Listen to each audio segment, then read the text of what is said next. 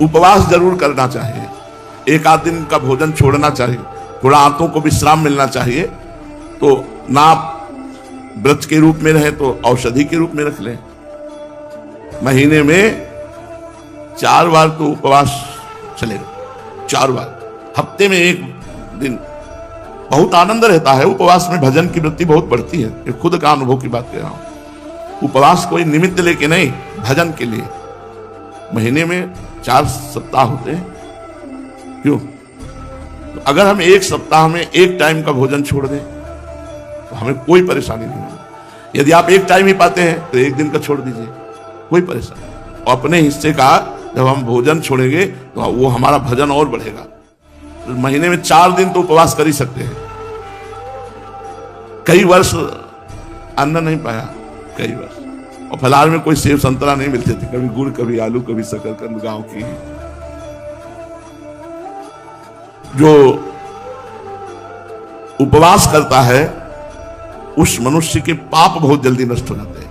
भूख में खूब नाम जप करे और भूख को सह जाए तो हृदय को पवित्र कर देती है। उपवास हृदय को बहुत जल्दी पवित्र करता है। पर ऐसा उपवास यहां वर्णन नहीं कि जैसे कुटू का कचौड़ी पकौड़ी वाला, ये नहीं, ये सब बेकार की बातें हैं। संयम संयम है, संयम संयम, ये नहीं खाना पीना चाहिए। उपवास का मतलब हम जो कह रहे हैं वो आंतों को थोड़ा चैन देना है। इससे तो बढ़िया रोटी दाल है, इन सब पदार्थों से बढ़िया। उपवास का मतलब है कि एक बार आप कुछ ले लो, थोड़ा फल, थोड़ा जल, और 24 घंटे फिर कुछ मत लो।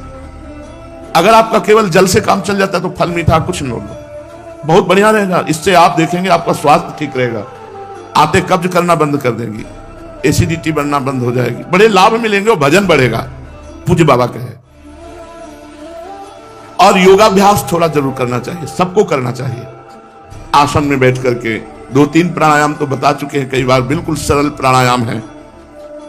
प्राण को जब हम प्राणायाम के द्वारा सूक्ष्म करते हैं तो मनुष्य जन्म का जो प्रधान फल है, सुषुम्ना मार्ग खुल जाना और निरंतर भजन होना, वो होता है। रोज थोड़ा प्राणायाम कीजिए, व्यायाम कीजिए, और हफ्ते में 1 बार उपवास कीजिए, बहुत बढ़िया। जो हम भोजन छोड़ते हैं सृष्टि में किसी काम में आएगा। 4 दिन में हम 4 दिन का जो भोजन छोड़ा वो अपनी सृष्टि सेवा में भी चला गया और हमारा भजन भी बना। उपासक को समझना चाहिए कि शरीर और शरीर के साथ दी हुई प्राण शक्ति, बुद्धि शक्ति, ये सब भगवत प्रदत्त है, अर्थात भगवान ने दिया है तुम्हें। तुम इसे भगवान को वापस कर दो, भगवान को ही समर्पित कर दो। और ऐसा चिंतन करना चाहिए कि शरीर और प्राण तो श्री भगवान के हैं, इनके द्वारा जो कार्य होगा वो केवल श्री भगवान की प्रसन्नता के लिए होगा। सिद्धासन का बड़ा महत्व है।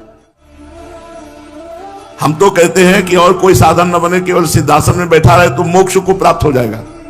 पूज्यपाद बाबा उड़िया बाबा जी महाराज, सिद्धासन कोई बिरला ही जानता होगा लगाने। बाएं पैर की एड़ी गुदादार और मूत्रेंद्री के बीच में जो जगह है वहां होनी चाहिए, और दाहिने पैर की एड़ी मूत्रेंद्री के ऊपर होनी चाहिए, और दोनों पैर के पंजे दोनों गांठों के बीच में जो खाली जगह है उसमें होने चाहिए, बिल्कुल पैक बंद हो गया। सिद्धासन, अगर आपका शरीर स्वस्थ है तो 48 मिनट रोज सिद्धासन लगाए, फिर देखिए आपको कैसा लगता है। ऐसे भजन की वृत्ति चढ़ती है, नशा ऐसा चढ़ता है कि बात करते करते डूब गए, चलते चलते डूब गए। पूरी चेतना है पर वो चेतना सत में लीन हो रही है। बाहर के सब कार्यक्रम ऐसे चल रहे हैं, यंत्रवत चल रहे हैं। जरूर बैठना चाहिए। अगर आपका शरीर स्वस्थ है तो सिद्धासन में एक बार सिद्धासन सीख लो। कभी सिखा तो 2 मिनट में सकते हैं, केवल वाणी से सिखा सकते हैं आपको। आप वैसे बैठेंगे तो आपको बहुत सुख मिलेगा। सबको बैठना चाहिए। अगर आप गृहस्थी में भी हैं तो 20-25 मिनट तो बैठ ही सकते हैं। उससे हर नस नाड़ी, ये जैसे बोले दिल ब्लॉक हो रहा है, ये हो रहा है, ये सब कुछ नहीं होगा।